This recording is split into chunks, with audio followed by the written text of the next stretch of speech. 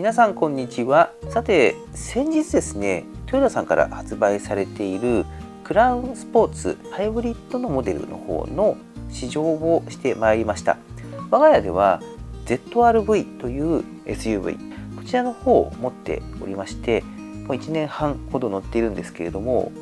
この ZR-V と比較する形でこのクラウンスポーツどう感じたのかというところをお伝えしていければと思います。アクセルを踏んだ時のこの加速という部分なんですけれども、この加速の仕方に関しては向いている方向性っていうのが違うなというところが印象として非常に強く残っています。これはホンダさんの e:HEV の機構とトヨタさんのハイブリッドシステムの機構の違いから生まれるものなのかなというふうには思っていまして、クラウンスポーツの方がアクセルを踏んだ時の車のトルクの立ち上がりが俊敏な形でクッと出てくるっていう、そういった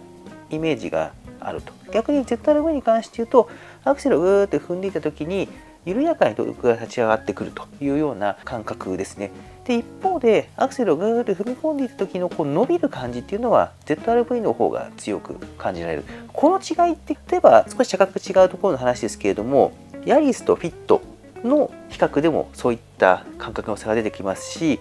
またシエンタとフリードでもそういった違いが出てきたりして、ホンダさんトヨタさんの味付けの違いっていうのが如実に出ていて、これが ZR-V とクラウンスポーツでも違いを感じられました。でこれに関してはどういった加速の感触が好きかによってこの派閥が分かれるというか意見が分かれるところだなというふうには思いまして、正直こうつきがたい部分なのかなと、どちらもねそれぞれの味があっていいなというふうに感じました。ただですね、ストップ&ゴーがものすごく多くってアクセルを踏んだ時にキュッと出てほしいっていう方は、おそらくクラウンスポーツに乗った方がこの辺りのこの感触としてストレスがより少なく乗れるんじゃないかなというところは感じたというところであります。ブレーキなんですけれども、このブレーキタッチに関してもホンダさんの e:HEV とトヨタさんのハイブリッドのシステムの違いによるブレーキの感触の違いというものが如実に出ていたかなと思っています。クラウンスポーツの方がブレーキをぐーっと踏んでいた時に回生ブレーキが切れてフットブレーキ油圧でぐっと止めてくるところとのこの境目というんですかね、この辺りのつなぎのところでブレーキが若干抜ける感触っていうのがあったと。一方で ZR-V の方はホンダさんの e:HEV らしくこうぐーっと絞っていくときに一定でしっかりとブレーキの精度が立ち上がっていくので、途中でブレーキが抜けてしまうという感覚がないんですよね。この辺りから考えると私は ZR-V のブレーキの方がより扱いやすいかなというところは乗っていて感じたというところであります。静粛性ですね。ZR-V もやっぱフラッグシップ SUV ということで静粛性の磨きがかかっているというところでありまして、確かにホンダさんの中でさまざまな車がある中で比較してくると ZR-V 非常に質がだなと思えるものになっているんですけれども、じゃあクラウンスポーツと比べたらどうなるかというところでいくと、正直なところでいくとクラウンスポーツの方が静粛性としては上にいるのかなっていうところは感じました。まず絶対的に違うのは、ロードノイズですね。ZR-V の方が荒れた路面とか走っている時のこの路面から入ってくる音っていうのが大きい時にロードノイズっていうのが高鳴る場面っていうのがあるんですけども、クラウンスポーツに関しては ZR-V でよく走っている道をクラウンスポーツで走ったので分かるんですけど、やはりこのロードノイズの発生する、音ですね、ここが小さかったなと思います。それから外から入ってくる音に関しても非常によく抑えていて、気密性が高いぞっていう感じがクラウンスポーツもありました。室内空間がやはりこの狭い分、音の反響というかそういうところもクラウンスポーツの方がより強く感じたというところもあって、実際に乗った感じだとクラウンスポーツの方が静粛性は高いかなというところ、これは感じたというところであります。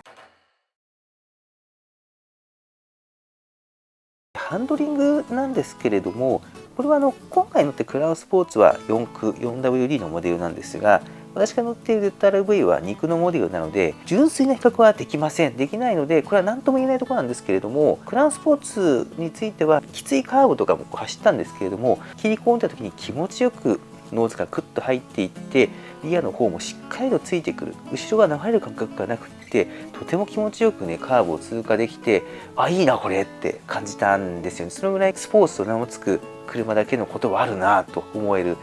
いいものになっていました。一方で ZR-V に関してはやはりこの FF の車に我々は乗っているので、おそらく4駆の方の ZR-V のとまた印象違うと思うんですけれども、どうしても4駆の車と比較した時にリアのくっついてくる感覚というのはクランスポーツの方がすごいなと思うんですが、しかしですね ZR-V も2駆なんですけれども、でも踏ん張るんですよね。リアが流れていかないっていうところをよく踏ん張ってるだと思うので、2駆なんですけれども4駆と見まごうような場面もあるぐらいしっかりとしたリアのついてき方をしてくれるので、この点はね ZR-V すごいなっていうふうに思ったりもしているんですが、ここはちょっと単純に比較がちょっと難しいところかなとは思っています。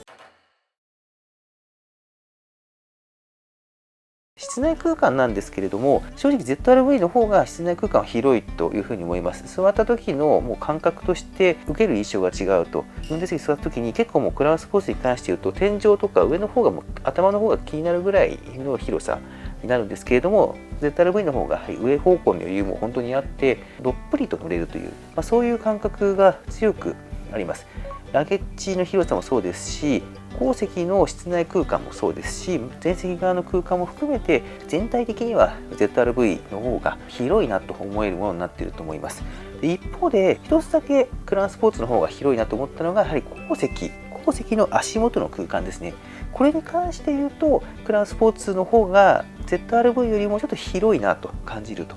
特にこの ZR-V はセダンライクな運転姿勢を持ちますということで、後席の方もセダンライクな形になっているので、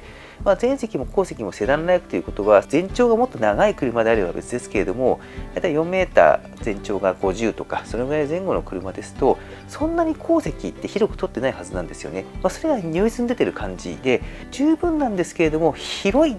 広大な後席の足元っていうわけではないと。一方でクランスポーツに関して言うと、前席側がそんなに広くないっていうところもあるのかわかんないんですけれども、後席の足元の方は ZR-V よりも広く感じたなと。ただ上の方向のスペースっていうのは少ないので上背がないというところ、やはりこの絞られているああいったデザインなので、やはりこの上方向はちょっと狭く感じるので、結局全体として見ると ZR-V の方が空間的余裕というのはあるかなというふうに感じたと。この違いからも出てくるところになるんですけれども、運転席にカッと座った時に ZR-V はこうどっぷり大きくゆったり乗ってるっていう感じなんですが、クラウンスポーツに関して言うとコックピットに乗ってこう運転してるぞっていう感覚があるので、この辺りのキャラクターの違いは結構乗ってみて試乗してて面白いなっていうふうに思いました。どっぷり乗れる ZR-V も気持ちいいんですけれど、クラウンスポーツのああいう感覚もね乗ってていいなっていうふうに個人的には感じたところです。運転がどっちがしやすいのかっていうところだったんですけれども、正直これもねなかなかコースつけがたいところがあると。ただ車の幅の取りやすさであったりとか前方向の距離とか、クラウンスポーツの方が把握しやすかったかなっていう印象です。これは前方向ボンネットもその運転席からしっかりと見えて、幅もよくわかるという感じで、全体として大きい車なんだけれどもその大きさを感じずに運転できるというところがあって、この幅が取りやすかったなっていうふうには思います。一方で ZR-V に関して言うとどっぷり乗るというところから適度な車の大きさを感じながら走ると、これもね、ちょっと好みがあって、大きさを感じ乗りたいって方もいれば、やっぱりこのある程度やっぱり大きい車に乗ってゆったり乗ってるっていうのを感じながら乗りたいっていう方もいると思うので、この辺りもねちょっとこの好みが分かれてくる部分なのかなと思いながら乗ってましたけれども、車の幅のね把握のしやすさに関してはクラウンスポーツの方がより把握しやすかったかなと思います。ただ全体的な視界という部分ですね、ここに関してはいろいろ絞られている窓ガラスも小さく絞られていたりするデザイン的な制約もあるので、やはり ZR-V の方が視界は取りやすいなという印象があったので、ここはなかなかね車のデザインというところで ZR-V の方の運転のしやすさというところ、視界の取りやすさっていうんですかね、この辺りは ZR-V の方に軍配が上がってるかなというふうには乗っていて感じたというところであります。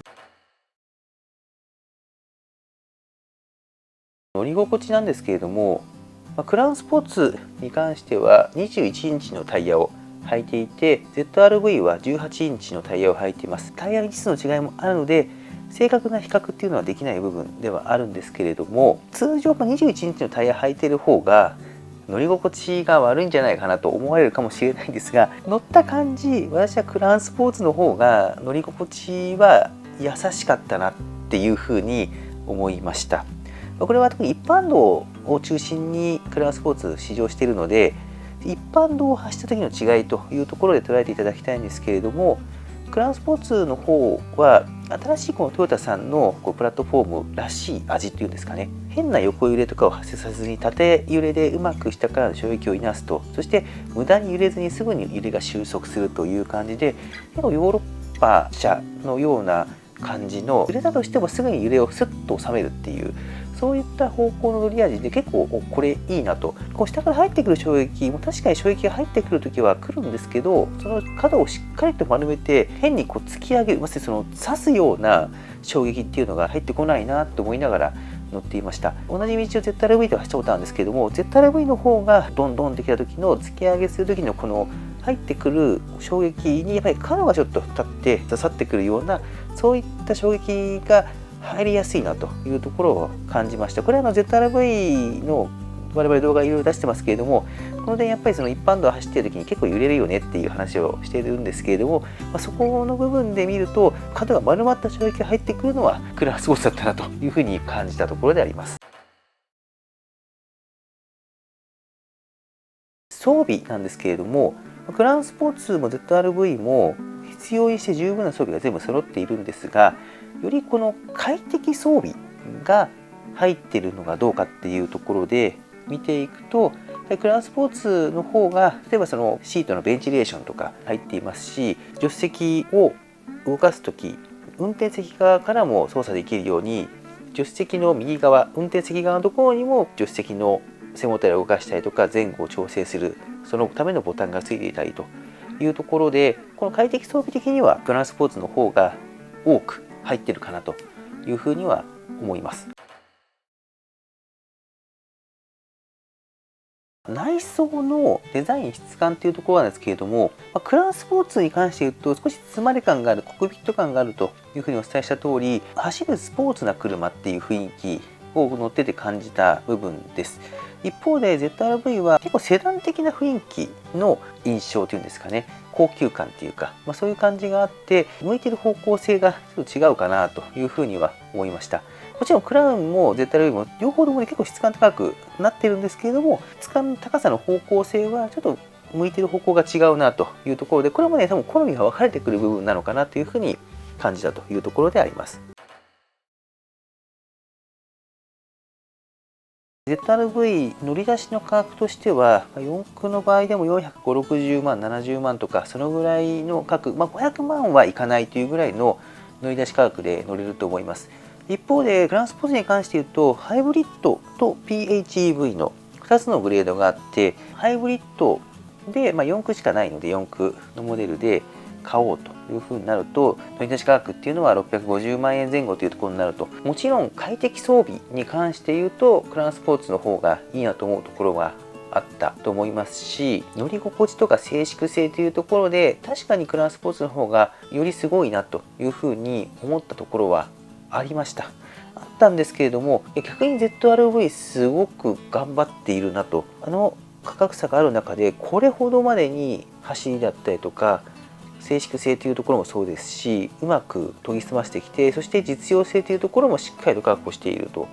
この意味ですごくよくできた車だな ZR-V はというところも再確認できたところかと思います。ということで今回はクラウンスポーツというものを ZR-V のオーナーの視点で見てどのように感じたのか、これについてお話の方をいたしました。今回の動画面白かったな、参考になったなと思っていただけたらでございましたら、よろしければ高評価ボタンだけでも押していただけると嬉しく思います。チュンチュン TV では今後もこういった車関係の情報をどんどん出していきたいと思っておりますので、よろしければこの機会にチャンネル登録をしていただけると嬉しく思います。ここまでのご視聴ありがとうございました。